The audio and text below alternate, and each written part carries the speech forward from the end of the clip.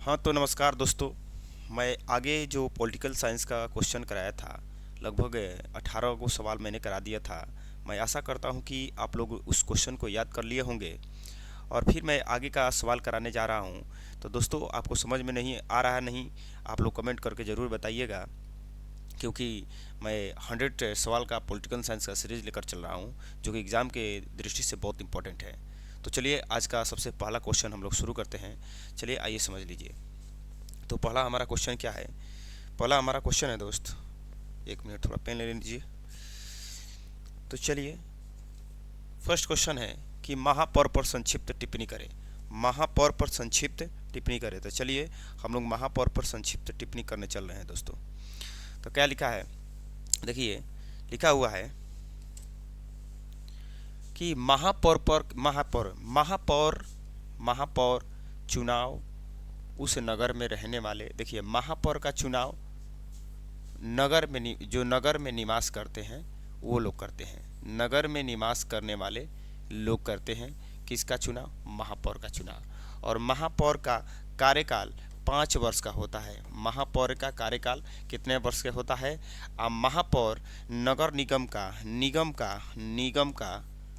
परिषद, निगम परिषद का क्या करता है? अध्यक्षता करता है। अध्यक्षता करता है यानी सभापति होता है। क्या होता है? सभापति होता है। ठीक है ना? और वो नगर का मुख्य व्यक्ति होता है। क्या होता है? मुख्य व्यक्ति। दोस्तों देखिए, आइए इसको थोड़ा सा समझ लेते हैं। बहुत सारे समिति का अध्यक्ष भी रहता है और वो शहर, मतलब शहर का, नगर का प्राथमिक व्यक्ति होता है, प्रमुख व्यक्ति होता है। तो आइए इसको हम लोग समझते हैं। और महानगर में अगर महापौर मान लीजिए कहीं चला गया है तो उसके जगह पर कौन आता है? उसके जगह पर उप महापौर काम करता है। तो आइए इसको पढ़ के समझ लेते हैं एक बार कि महापौर का चुनाव उस नगर में रहने वाले लोगों के द्वारा किया जाता है। माने उस नगर में जो व्यक्ति रहते हैं, आम जनता, वो लोग महापौर का चुनाव करते हैं। ठीक है? इनका कार्यकाल 5 वर्ष का होता है। तो लोकसभा में लगभग सभी लोगों का कार्यकाल कितना वर्ष का होता है? 5 वर्ष का होता है। महापौर निगम परिषद सभापति का प्रमुख व्यक्ति होता है। महापौर निगम परिषद का सभा का क्या होता है? प्रमुख व्यक्ति होता है। तथा महापौर महानगर निगम की बैठक अध्यक्षता करता है। तब देखिए, तो ये महानगर निगम की क्या करता है? अध्यक्षता भी करता है और बैठक करता है। कौन? महापौर। इंग्लिश में इसको मेयर कहते हैं। मेयर, जो आप लोग ज़्यादातर मेयर सुने होंगे, महापौर नहीं। अगर मान लीजिए कहीं, मान लीजिए कोनो सांसद आ रहा है या कोई प्रधानमंत्री या कोई मुख्यमंत्री, तो उसका स्वागत भी कौन करता है? महापौर करता है। ठीक है? तो अपने महानगर निगम में कार्यों के बारे में महानगर निगम के आयुक्त की देखिए रिपोर्ट भी देता है। क्या करता है? रिपोर्ट। आगे चलते हैं। साथ ही सशक्त समिति का, इतना लिखे या चाहे न लिखे, आप इसमें से 5-6 बात लिख देते हैं तो एग्जाम में आपका 2 नंबर मिल जाता है। 2 नंबर कहीं आता है। तो चलिए आप लोग समझ रहे हैं, महापौर की अनुपस्थिति में वो कौन काम करता है? उप महापौर काम करता है। ठीक है? महापौर निगम का प्रथम व्यक्ति होता है। ये ऑब्जेक्टिव में बनेगा, ऑब्जेक्टिव में बनता है। ठीक है? कि महानगर निगम का प्रमुख या प्रथम व्यक्ति कौन होता है? तो महापौर होता है। सभापति भी होता है। कौन? महापौर, नगर निगम का सभापति। चलिए आप लोग समझ गए होंगे, मैं आशा करता हूँ। तो चलिए मैं अगला सवाल लेकर चलता हूँ। दोस्तों, आपको जो भी टॉपिक समझ में नहीं आएगा, आप लोग क्या कर देंगे, आप कमेंट में कर सकते हैं, मैं फिर से उस टॉपिक को समझा दूंगा। 100 सवाल का सीरीज लेकर मैं चल रहा हूँ। ठीक है दोस्त, एक बार लाइक कर दीजिएगा, सब्सक्राइब कर दीजिए, कमेंट कर दीजिए और शेयर कर दीजिए मेरे वीडियो को। चलिए आगे बढ़ते हैं। अगला हमारा क्वेश्चन है, पंचायती राज क्या है? देखिए पंचायती राज क्या है। तो पंचायती राज व्यवस्था की शुरुआत 2 अक्टूबर 1959 ईस्वी में सबसे पहले ऑब्जेक्टिव बनता है राजस्थान में हुआ था। कहाँ हुआ था? राजस्थान में हुआ था। तो याद रहेगा, राजस्थान के नागौर जिला में। कहाँ हुआ था? नागौर जिला में। दोस्तों याद रखेंगे, पंचायती राज की शुरुआत सबसे पहले कहाँ हुआ था? राजस्थान के नागौर जिला में। राजस्थान के नागौर जिला में शुरू हुई। और पंचायती राज व्यवस्था का स्वरूप त्रिस्तरीय होता है। और देखिए किस समिति के तहत हुआ था? बलवंत राय मेहता समिति। बलवंत राय मेहता समिति, इनके सिफारिश पर हुआ था। दोस्तों आप ये भी ऑब्जेक्टिव के लिए याद रख सकते हैं। पंचायती राज व्यवस्था का स्वरूप त्रिस्तरीय है। पंचायती राज 3 स्तर का होता है, एक जिला स्तर पर, एक प्रखंड स्तर पर और एक पंचायत स्तर पर। 3 स्तर का होता है। तो देखिए इसमें सत्ता को पंचायती स्तर पर, प्रखंड स्तर पर एवं जिला स्तर पर। तो जिला स्तर पर जिला परिषद होता है, जिला पार्षद होता है, पार्षद होता है, जिला परिषद होता है। और प्रखंड स्तर पर पंचायत समिति होता है, पंचायत समिति। यहाँ पर एग्जाम में बनता है ऑब्जेक्टिव कि बताइए पंचायती राज कितना स्तर का होता है, तो 3 स्तर का। अब यहाँ पर कहा गया है एक पंचायती स्तर पर क्या होता है, ग्राम पंचायत होता है, ग्राम पंचायत होता है। ठीक है दोस्त, आप समझ रहे हैं। मैं आगे बढ़ूँ, आप लोग जरूर इस सभी सवालों को कर लेंगे। मैं आशा करता हूँ इन्हीं में से सवाल एग्जाम में फंसेगा। तो अगला हमारा क्वेश्चन है, समवर्ती सूची क्या है। तो ऐसा सूची जिसमें केंद्र सूची और राज्य सूची दोनों सम्मिलित होता है, माने केंद्र सरकार भी सम्मिलित होता है और राज्य सरकार भी सम्मिलित होता है और उस पर विषय बनाते हैं, तो उसे समवर्ती सूची कहते हैं। ऑब्जेक्टिव में क्वेश्चन बनता है दोस्तों कि सूची कितने प्रकार का होता है, तो सूची 3 प्रकार का होता है, केंद्र सूची, राज्य सूची और तीसरा समवर्ती सूची, जो हम लोग तीसरा पढ़ने वाले हैं, जिसमें दोनों सरकारें कानून बना सकती है। लेकिन किसका ज़्यादा अधिकार होता है, तो केंद्र सरकार का अधिकार होता है। आइए इसको समझने का प्रयास करते हैं। तो हमारा क्वेश्चन है, क्या हमारा क्वेश्चन है, देख लीजिए आप लोग। हमारा क्वेश्चन है कि समवर्ती सूची क्या है। तो भारतीय संविधान के 7वीं अनुसूची में, कौन में 7वीं अनुसूची में वर्णित ऐसे विषयों की सूची, 7वीं अनुसूची में ऐसे विषयों की सूची जिन पर कानून बनाने का अधिकार केंद्र और राज्य सरकार दोनों का है। माने ऐसा विषय जिस पर केंद्र सरकार भी और राज्य सरकार भी दोनों, मतलब कि नीतीश सरकार भी और मोदी जी की सरकार, दोनों सरकार क्या कर सकती है, बना सकती है। तो उसको हम लोग क्या कहते हैं, समवर्ती सूची कहते हैं। इसमें वर्तमान में 47 को विषय है। ऑब्जेक्टिव याद रखेंगे, ओबी जो है ये ओबी जो है दोस्त, कि बताइए समवर्ती सूची में कितने विषय हैं, 47 विषय है। अब क्वेश्चन ऐसे भी ऑब्जेक्टिव में बनता है कि निम्न में से समवर्ती सूची का विषय है। तो समवर्ती सूची का विषय शिक्षा रहेगा ऑप्शन में, चाहे जनसंख्या रहेगा, वन रहेगा, वन्य जीव रहेगा, कृषि भी आता है, कृषि भी आता है। कृषि भी किस में आता है दोस्तों, समवर्ती सूची में आता है। आप लोग समझ रहे हैं जरूर। चलिए आगे बढ़ते हैं। तो ये समवर्ती सूची क्या है, तो सूची हमारा 3 तरह का होता है। एक हो गया आपका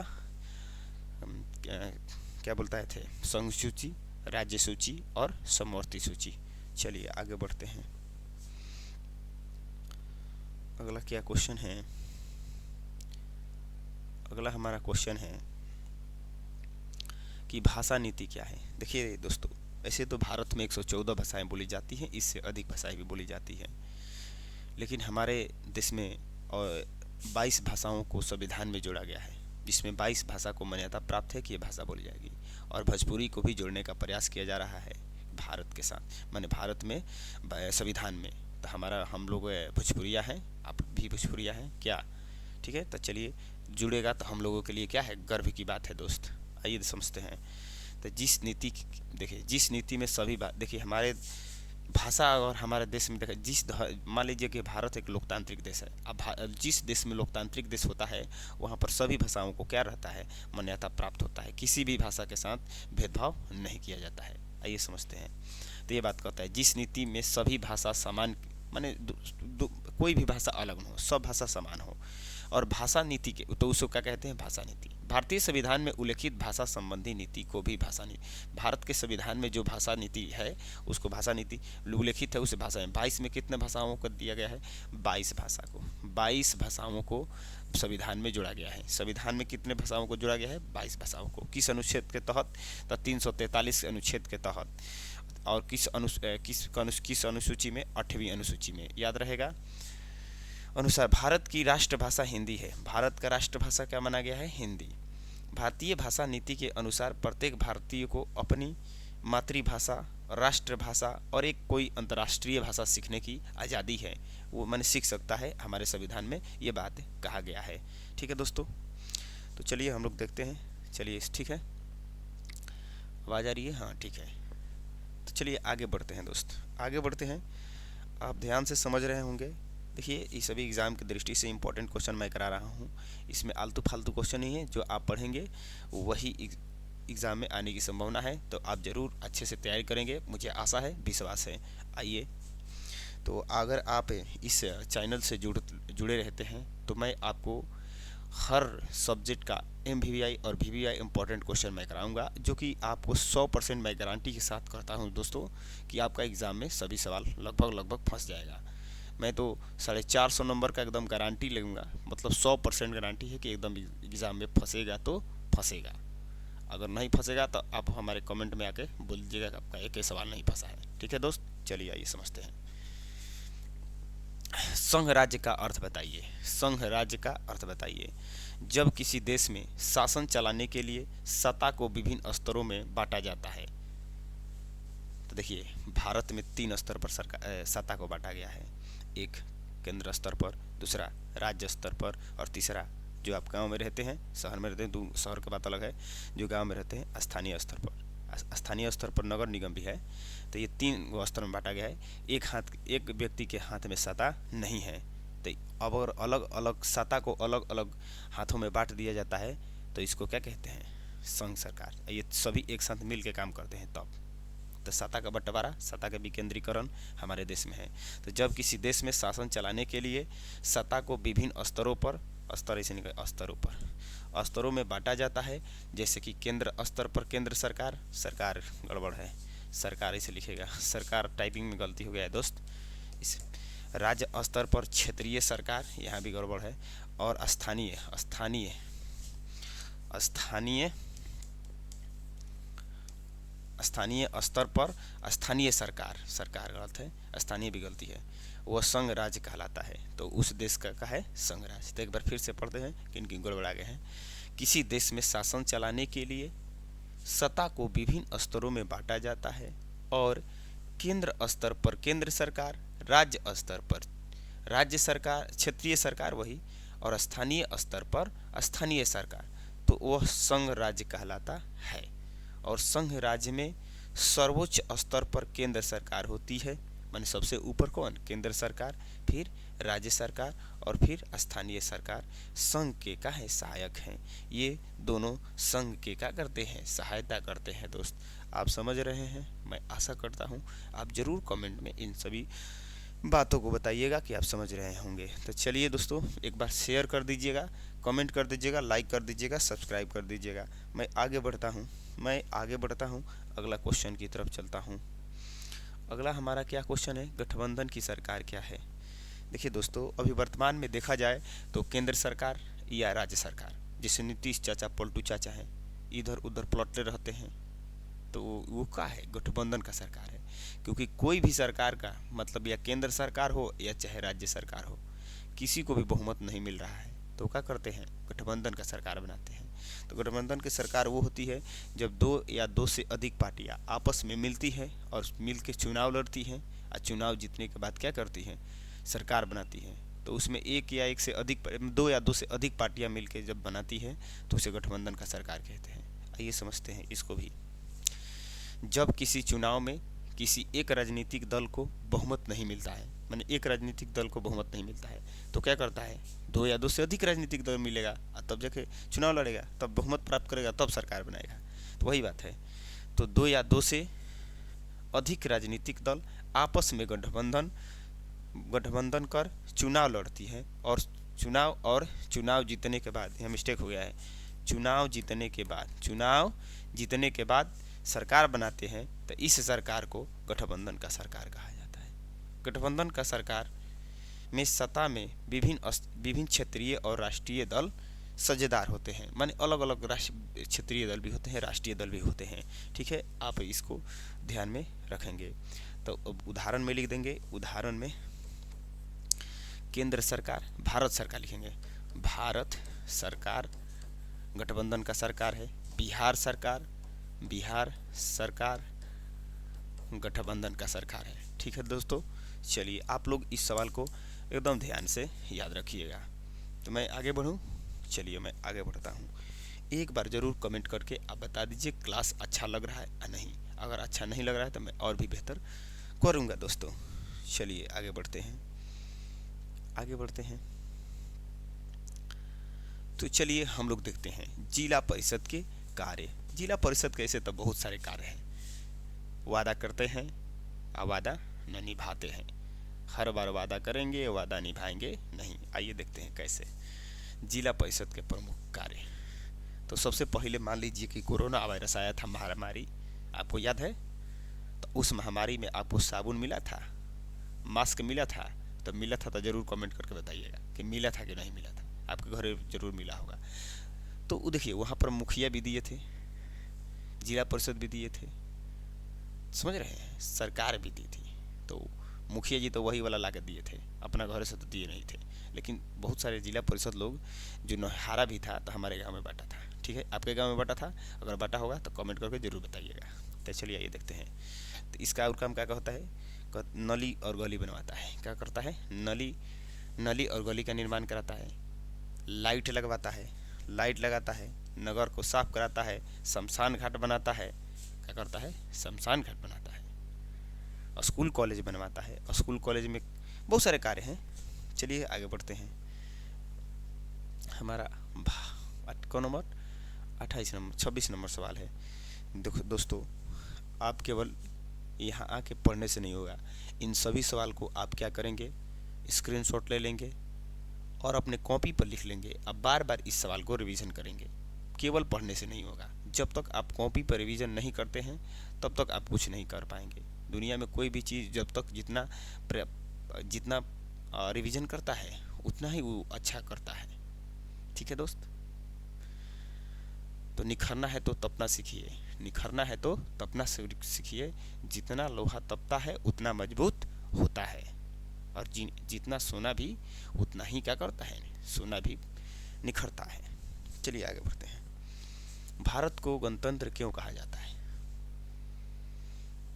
देखिए, भारत में कोई भी व्यक्ति राजा बन सकता है, माने प्रधानमंत्री बन सकता है।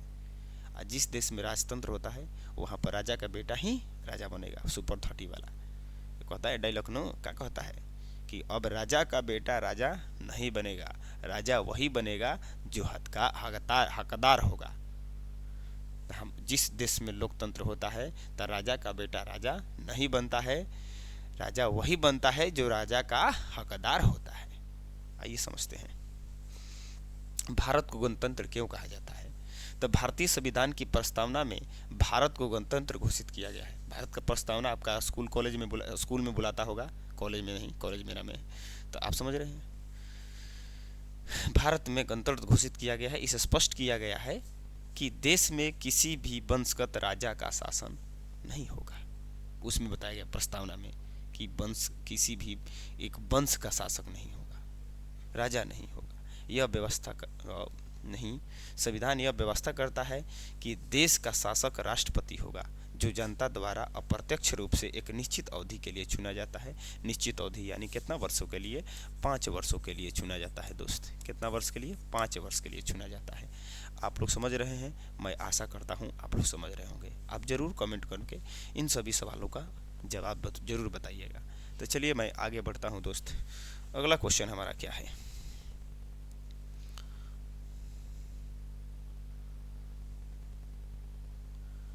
केंद्र शासित राज्य क्या है? देखिए, भारत में कुछ ऐसे राज्य हैं बहुत छोटा है, बहुत छोटा है, न तो उसको दूसरे राज्य में मिलाया जा सकता है और न ही उनका अलग राज्य बनाया जा सकता है। तो उन सभी पर किसका अधिकार होता है? तो केंद्र का अधिकार होता है। तो केंद्र उस पर शासन करती है, इसलिए उसका क्या नाम रहता है? केंद्र शासित प्रदेश। तो क्या कहेंगे? कुछ ऐसी हमारे देश में छोटी इकाइयाँ हैं जिन्हें तो राज्य में मिलाया जा सकता है और न ही एक अलग राज्य बनाया जा सकता है। तो उस पर कौन अधिकार करता है? केंद्र, और उस पर केंद्र शासन चलाता है, इसलिए उसको क्या कहते हैं? केंद्र शासित प्रदेश। अब वर्तमान में अभी हमारे राज्य में, हमारे देश में कितने केंद्र शासित प्रदेश हैं? 8 केंद्र प्रशासित देश है दोस्त। ठीक है, आप जरूर कमेंट करके बताइएगा कितने केंद्र शासित प्रदेश हैं। तो भारतीय संघ में कुछ ऐसी भी इकाइयाँ हैं जो जनसंख्या और क्षेत्र में बहुत छोटे हैं, जनसंख्या में भी और क्षेत्र में भी, जिन्हें दूसरे राज्य में विलय भी नहीं किया जा सकता है और ना ही अलग राज्य बनाया जा सकता है। ऐसे राज्यों को चलाने के लिए चलाने का अधिकार केंद्रीय सरकार को होता है और इसलिए इसे इकाई को केंद्र शासित प्रदेश कहा जाता है। और अभी वर्तमान में भारत में 8 केंद्र शासित प्रदेश है। ठीक है दोस्त, आप जरूर इन सभी सवाल का आंसर लिख लेंगे। मैं खुद से इसका आंसर लिखा हूँ दोस्तों। ये सिंपल भाषा में ये लैंग्वेज है, ये आपको बहुत आसानी से याद हो जाएगा। किताबी भाषा मैं नहीं पढ़ाता हूँ। ठीक है, आगे बढ़ते हैं।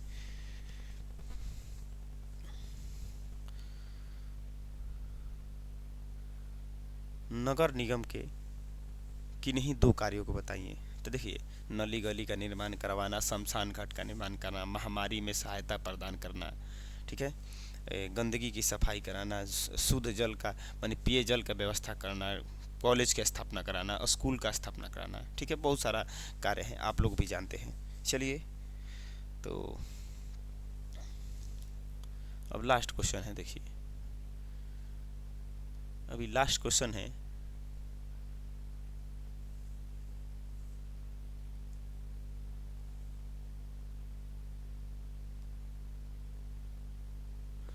लास्ट क्वेश्चन है, दल बदल कानून क्या है।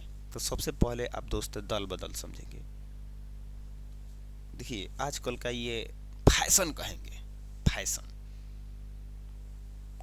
एक राजनीतिक दल का, जो मान लीजिए कोई राजनीतिक दल का नेता या सांसद या कोई सदस्य है, वो अपना पार्टी को छोड़कर किसी दूसरे पार्टी में चला जाता है, तो उसे क्या कहते हैं? दल बदल कहते हैं। तो देखिए दोस्तों, इसका परिभाषा कैसे बोलेंगे? जब कोई राजनीतिक दल के नेता या कोई सदस्य चुनाव जीतने के बाद उस पार्टी को छोड़कर किसी दूसरी पार्टी में जाकर शामिल हो जाता है, दूसरी पार्टी में शामिल हो जाता है पद या रुपया के, पैसा के लालच में, तो इसे दल बदल कहते हैं। दल बदल को रोकने के लिए 1885 में, ऐसे 67 में भी प्रयास किया गया था कांग्रेस के सरकार के समय, तो इसको रोकने के लिए कानून लाया गया कि अगर जो भी व्यक्ति क्या करता है, दल बदल करता है, दल बदल करता है, तब 2085 के अनुसार दल बदल कानून उस पर लागू किया जाएगा और वो दल अगर बदल कर देता है तो उसकी सदस्यता क्या कर दी जाएगी? रद्द कर दी जाएगी। तो ये दल बदल कानून है। ये इम्पोर्टेंट क्वेश्चन में से एक है, MVBI क्वेश्चन में से एक है दोस्तों। तो मैं आशा करता हूँ दोस्तों, मैंने जितना भी आपको सवाल कराया है, मैंने लगभग ये 30 नंबर तक सवाल कराया है, लगभग 70 को सवाल बचा हुआ है। तो दोस्तों, मेरे साथ अगर आप लास्ट अंत तक मेरे वीडियो के साथ आप जुड़े हैं तो मैं आपको तहे दिल से धन्यवाद करता हूँ। फिर मैं आगे के वीडियो में आपसे मिलूँगा। तो दोस्तों, आप इस वीडियो को ज़रूर शेयर कर दीजिएगा, कमेंट कर दीजिएगा नीचे और लाइक कर दीजिएगा। लाइक से कुछ मिलता नहीं है दोस्तों, लाइक से बस अच्छा लगता है, कमेंट करते हैं तो अच्छा लगता है, तो मैं और भी मन करता है आगे की वीडियो बनाऊं। ठीक है दोस्तों, तो थैंक यू दोस्तों।